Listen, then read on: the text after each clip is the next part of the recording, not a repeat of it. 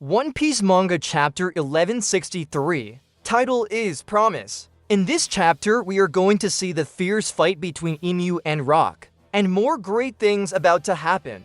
So don't miss the full video. Also, please subscribe my channel. Guys, this is my first One Piece manga review. Forgive me if I said something wrong. Also support me for more video. So let's head back to the manga. In cover page, a cheerful scene unfolds as Luffy performs parkour, leaping energetically between buildings alongside two playful monkeys. Chapter summary: the chaos of the God Valley incident reaches its peak. Emo, now controlling Saturn's body, unleashes devastating attacks upon everyone, pirates and marines alike.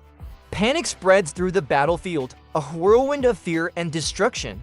Marines look on in disbelief, their faces etched with horror. That's a Gorosei, I've never seen one before. Then it turned out that some Marines were suffering from the attacks of Emo. Then someone said, "Whose side is this?" Then they realized it wasn't on any one side. After that, one of the Marines shouted for everyone to retreat. He also warned them not to panic, or else they wouldn't be able to find the escape route. He added that surviving and escaping from God Valley had now become almost impossible, since all the strongest, planetary-level fighters were there. Then the scene shifted to Roger's side. There, it was shown that all of Roger's crewmates were collapsing for some unknown reason. Roger tried to encourage them to stay strong and told Gaban to help by taking the treasure away.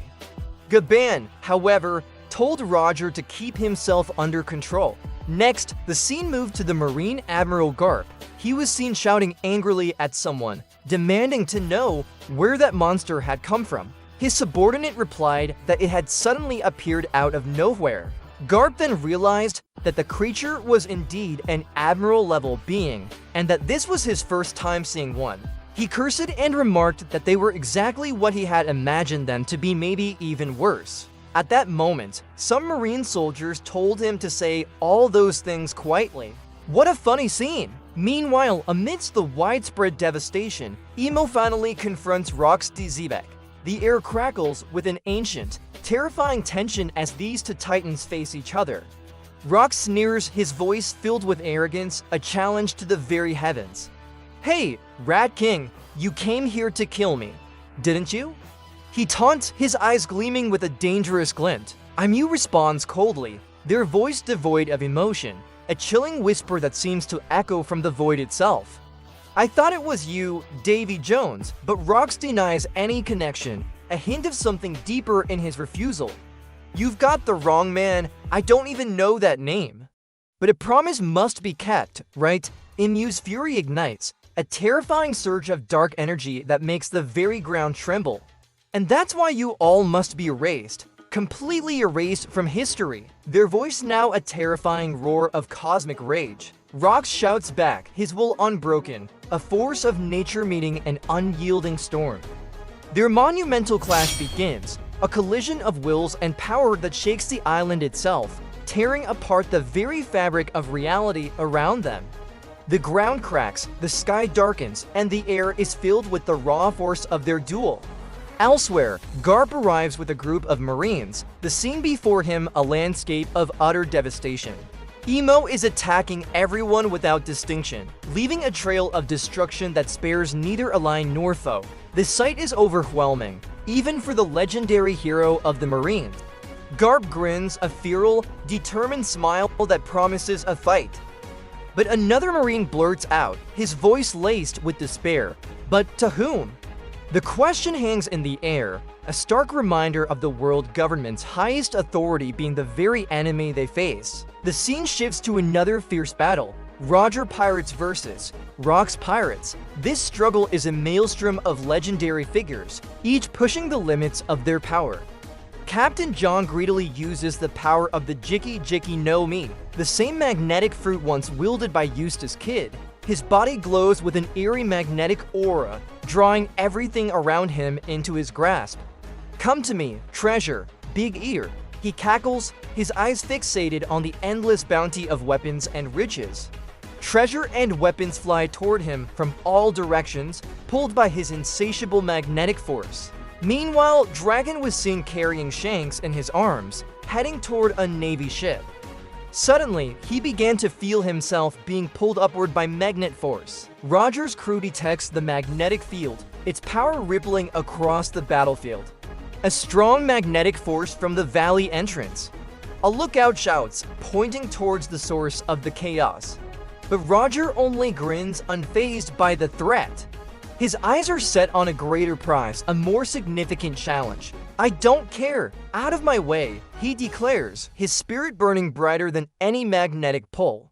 Despite Captain John's overwhelming powers, Roger rushes straight toward the center of battle, where Imo and Rocks are locked in their cataclysmic struggle. He cares not for the lesser skirmishes, his sights fixed on the true epicenter of the incident. Suddenly, Gonzui counters Captain John with his Bomu no Mi powers, the same fruit later used by Mr. 05. He launches an explosive slime attack called Sky Serpent Red Cannon, a viscous, detonating projectile that races towards Captain John. The attack connects with devastating force, engulfing Captain John in a fiery blast and defeating him, a spectacular explosion of light and sound. The shockwave from Gonzui's attack is immense, reverberating across the valley. But we found that Dragon unconscious for some unknown reason. Later, when he regained it, he realized that Shanks was missing. In the following scene, it was shown that Shanks had crawled his way to an open treasure chest. From there, the rest of the story is already known to all of us. But guys, think about it. People often say that Dragon didn't do much back then. Yet today, because of Dragon, 3 emperors were able to rise: Luffy, Shanks, and Blackbeard. Back at the heart of the battlefield, Aimu and Rocks continue their monstrous duel. The raw power emanating from their clash is a physical force, pushing back everything around them. Garp tries to join the fight, his fists itching for action, but his subordinates hold him back, desperate to prevent him from engaging with such an insurmountable foe. "No, Vice Admiral, that's the highest authority in the world government," they plead, their voices filled with terror at the thought of Garp confronting Aimu. Garp scoffs, his disdain for authority clear even in this dire situation. "You mean that pest?" he retorts, dismissing Aimu as nothing more than an irritating nuisance. Meanwhile, Kaido, ever eager for a worthy opponent, demands a turn in the fight, his massive form exuding raw power. Big Mom said, "Wait, Kaido, I'll kill you myself." She was riding majestically on the Zeus, her eyes blazing with competitive fury as she attacks him midair. Kaidou laughs, a deep, booming sound that echoes across the battlefield. "You're just jealous, look at this," he roars, ready to unleash his devastating power. At that very moment, Roger appears, his presence a beacon of unstoppable will. He yells towards Garp, a challenge and an alliance in his voice. "Garp, that one's my target," he declares, his eyes fixed on Imo. Then, in one of the most legendary moments in One Piece history, a moment that would forever be etched into the annals of the world, the unthinkable happens. Roger, Garp, Rocks, Whitebeard, Kaidou, and Big Mom all strike together against Aimu. It is an unprecedented alliance, a temporary truce between the most fearsome pirates and the greatest marine, united against a common, terrifying enemy. Garp unleashes Galaxy Impact, a colossal punch infused with hockey that shatters the air itself. Roger roars Kamusari, Divine Departure, his blade cutting through reality with unparalleled precision.